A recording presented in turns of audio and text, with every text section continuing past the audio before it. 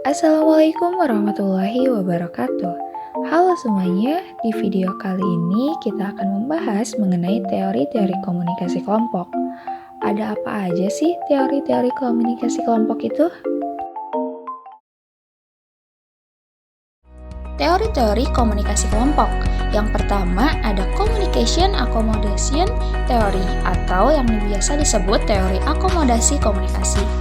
Akomodasi komunikasi adalah kemampuan menyesuaikan, memodifikasi, atau mengatur perilaku seseorang dalam responnya terhadap orang lain.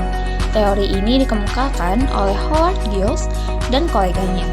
Inti dari teori akomodasi adalah adaptasi, bagaimana seseorang menyesuaikan komunikasi mereka dengan orang lain.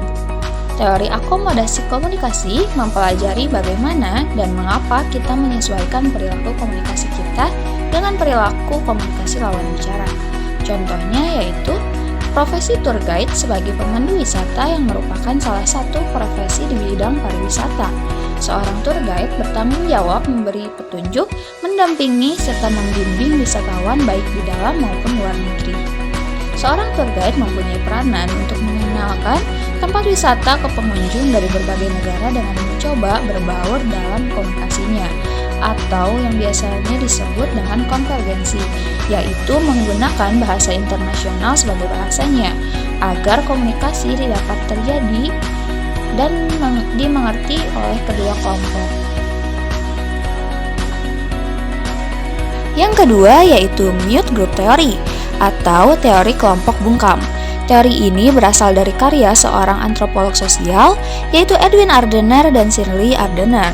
Teori kebungkaman ini adalah cara komunikasi kelompok dominan kepada kelompok minoritas dalam membungkam ide dan juga gagasan. Teori ini memandang bahwa bahasa dalam budaya tertentu tidak memungkinkan bagi semua orang untuk berbicara setara.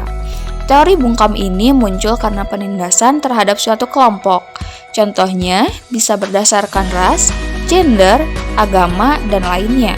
Contohnya seperti kasus patriarki di Indonesia yang memandang perempuan tidak bisa menjadi pemimpin dan didominasi oleh kaum laki-laki, sehingga membuat kaum perempuan menjadi mute group atau kelompok bungkam karena tidak bisa membuat, menyuarakan ide, dan mengambil keputusan. Hal itu hanya bisa dilakukan oleh kaum dominan yaitu laki-laki. Hal ini dikarenakan cara pandang masyarakat tradisional yang menganggap perempuan lemah dan tidak memiliki banyak pengalaman memimpin, tidak seperti laki-laki. Perempuan hanya dianggap hanya bisa mengurus urusan rumah tangga saja, sedangkan hanya laki-laki yang memiliki kewajiban untuk memimpin dan juga bekerja. Yang ketiga yaitu standpoint theory.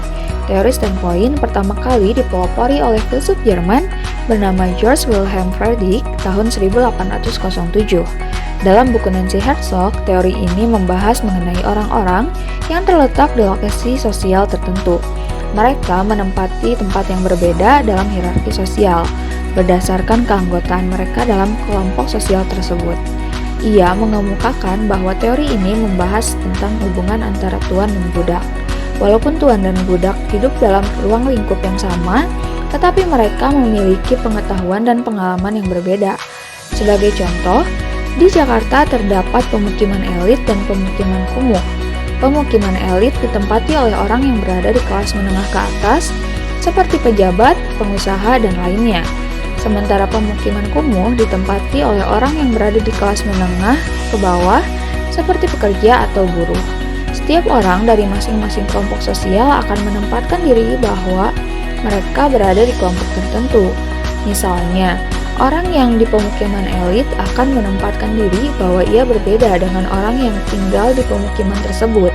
Contoh perbedaannya dapat dilihat dari penampilan, pengetahuan, dan gaya hidup. Dapat dilihat dari ilustrasi tadi, dalam satu lokasi sosial dapat terbagi menjadi dua tempat yang berbeda dalam hierarki sosial. Hal tersebut disebabkan oleh posisi yang berbeda dalam kehidupan sosial. Itu dia pembahasan mengenai teori-teori kelompok. Semoga dapat dipahami ya. Sekian video pembahasan kali ini. Mohon maaf bila ada kesalahan. Terima kasih dan wassalamualaikum warahmatullahi wabarakatuh.